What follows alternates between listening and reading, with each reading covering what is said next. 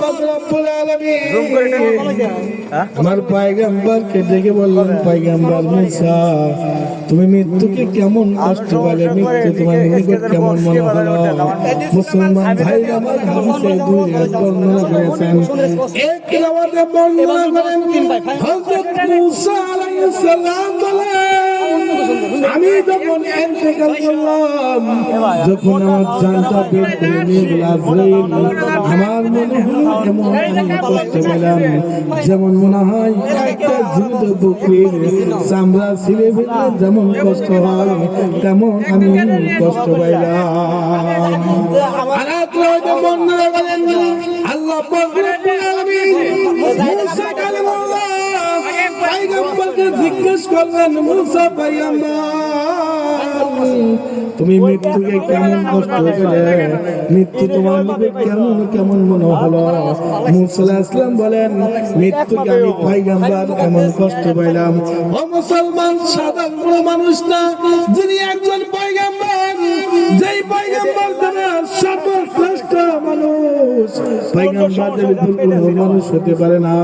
মুসলমান ভাইরা আমার, যিনি যেই পয়গম্বরকে বলা হয়েছে মুসা কালিমুল্লাহ, যেই পয়গম্বর যেই পয়গম্বর স্বয়ং মহান আল্লাহ তাআলার সাথে সরাসরি কথা বলেছেন, এই জন্য পয়গম্বরকে বলা হয় মুসা কালিমুল্লাহ। একজন মাত্র পয়গম্বর হযরত মুসা আলাইহিস সালাম, যিনি স্বয়ং আল্লাহ তাআলার সাথে ডাইরেক্ট কথা বলেছেন, মুসা পয়গম্বর। ও মুসলমান, মুসা পয়গম্বর বললেন, আমার যখন মৃত্যু হলো, আমার তখন জানটা বের করে দিল। মুসলমান ভাইরা, আমার মৃত্যুকে এমন কষ্ট পাইলাম যেন একটা কড়াইয়ের ভিতরে একটা চড়ুই পাখিকে ভুনা করছে। এই পাখিটা উঠতেও পারে না এবং এই পাখিটা উঠতেও পারে না, যাইতেও পারে না। মুসলমান, একজন পয়গম্বরের যদি মৃত্যুর সময় এমন কষ্ট হয়, তাহলে আমাদের কেমন কষ্ট হবে? আমাদের কষ্ট হবে না নাকি বলেন? মুসলমান ভাই আমার, মৃত্যু কিন্তু মারাত্মক পর্যায়ে ভয়াবহ কি হবে, কষ্ট হবে। ও মুসলমান, দুনিয়া থেকে কিন্তু যাইতে হবে, পরকালে যাইতে হবে, কবরে যাইতে হবে না কি বলেন? যেই কবরের সাথে কোনো সম্পর্ক থাকবে না, যেই কবর কোনো মানুষকে চিনবে না, পীরকে চিনবে না, নবীর বান্দাকে চিনবে না, কোনো মানুষকে চিনবে না, কোনো হুজুরকে চিনবে না, যেই কবরের সাথে সম্পর্ক থাকবে নেক আমলের সাথে, কবর নেক আমল যদি হয় কবর ভালো ব্যবহার করবে, নেক আমল যদি না থাকে কবর তার সাথে ভালো ব্যবহার করবে না। ও মুসলমান, এই সম্পর্কে একটা হাদিস বলি, যে হাদিসটা ইমাম সাহেব প্রতি জুমায় খুতবার মধ্যে বলে থাকে। প্রতিটি মুসলমানের অন্তরের মধ্যে হাদিসটা এমন ভাবে বসে গেছে, যদি মুখস্থ না পড়তে পারে, কিন্তু যদি ইমাম সাহেব ভুল বলে তারা বুঝতে পারে এই হাদিসটা ভুল বললো। বলেন কিনা? সকল মুসলিমদের হাদিসটা মুখস্থ রয়েছে। আলহামদুলিল্লাহ বুম্মতি আবু বকর ওয়া আশাতুম ফি আমরিল্লাহ উমর ওয়া আসলাহুম হায়ান উসমান ওয়া কাযাম আলী ওয়া ফাতিমাতু সাইয়্যিদাতু নিসাই আল জান্নাহ। হাদিসটি বলে কিনা বলেন?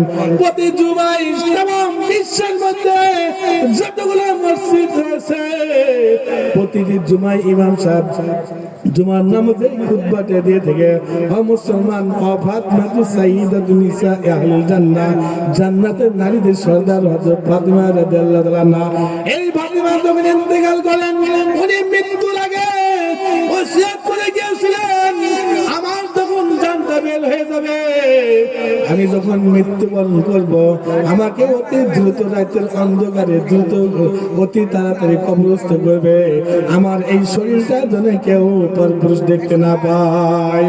ও মুসলমান, হযরত ফাতিমা রাদিয়াল্লাহু তাআলা আনহা যখন ইন্তেকাল করলেন, রাতে যখন ইন্তেকাল করলেন, কিছু সংখ্যক নিকট আত্মীয়-স্বজন সাহাবী তাকে গোসল করে যখন কবরস্থ করতে গিয়েছেন, হযরত একজন সাহাবী হযরত আবু যর গিফারী রাদিয়াল্লাহু তাআলা আনহু, এই সাহাবীর কবরকে টার্গেট করে বলে, কবরকে উদ্দেশ্য করে বলে, এ কবর জানো আজকে তোমার বুকে কাকে রাখবো, আজকে তোমার বুকে রাখবো, আজকে তোমার বুকে রাখবো, বুকে রাখবো বিশ্ব নবী করিম সাল্লাল্লাহু আলাইহি ওয়াসাল্লামের আদরে গলির আদরে দুলাল কলিজার টুকরো একমাত্র সন্তান ফাতেমা রাদিয়াল্লাহু তাআলা আনহা।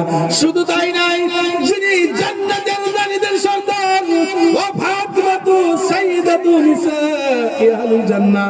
শুধু তাই নাই, যিনি হলো হযরত আলী রাদিয়াল্লাহু তাআলা আনহুর স্ত্রী। শুধু তাই নাই, যিনি জান্নাতের যুবকদের সর্দার হবে হাসান হোসেনের মা। তাকে আজকে তোমার বুকে রাখবো। ও মুসলমান, এই মুহূর্তে কবরে জবান খুলে গেল, জোরে বলেন সুবহানাল্লাহ। মাটির জবান খুলে গেল।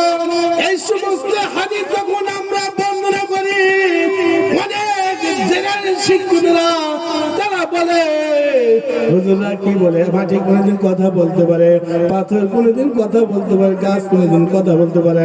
হ্যাঁ হ্যাঁ, আল্লাহ সব কিছুই বলতে পারে, নাকি বলেন? হাকিমে সুকুনবার জুবাফরি বনামে জাহাদা জাহাবরি বেবদর ভর জানদে পয়দা ও গুনাদ, বেবদর ভর জানদে পয়দা ও গুনাদ, তিবলা রাদার মাহদ গুয়া ও গুনাদ, তিবলা রাদার মাহদ গুয়া ও গুনাদ।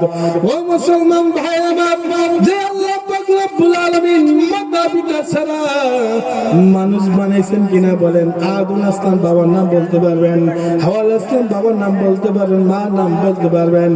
তাহলে যে আল্লাহ মাতা পিতা ছাড়া মানুষ তৈরি করতে পারেন, যে আল্লাহ বাচ্চা সন্তান সৃষ্টি করতে পারেন, ও মুসলমান শুধু তাই নাই, কাল কিয়ামতের ময়দানে আপনার প্রতিটি অঙ্গ প্রত্যঙ্গ কাল কিয়ামতের ময়দানে সাক্ষী দিবে।